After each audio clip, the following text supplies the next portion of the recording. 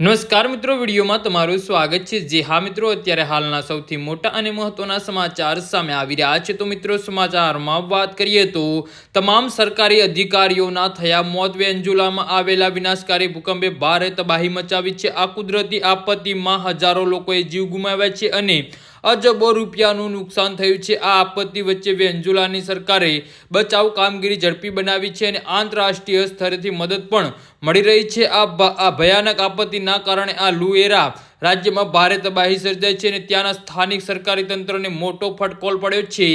જે હા મિત્રો, વેન્ઝુલાના અંતરિમ પ્રમુખ રોડ્રિગ્સ જણાવ્યું હતું કે તાજેતરમાં 24 જૂનના રોજ આવેલા ભયાનક ભૂકંપના લાઉએરા રાજ્યના લગભગ તમામ સરકારી અધિકારીઓના મોત થયા છે। કરાકાસની ઉત્તર આવેલું તટીય રાજ્ય ભૂકંપથી સૌથી વધુ પ્રભાવિત થયું હતું। પ્રમુખે ઉમેર્યું હતું કે આપત્તિના તુરંત બાદ દેશની આપાતકાલિક વ્યવસ્થાને એલર્ટ કરીને સક્રિય કરવામાં આવી હતી અને 4000 જેટલા અધિકારીઓને રાહત તેમજ બચાવમાં કાર્યમાં તૈનાત કરવામાં આવ્યા છે। જે હા મિત્રો, તો આના વિશે તમારું શું કહેવું છે તો નીચે અમારી કમેન્ટ બોક્સમાં જરૂરથી જણાવજો અને અમારી YouTube ચેનલને સબસ્ક્રાઇબ કરવાની ભૂલતા નહીં। ધન્યવાદ।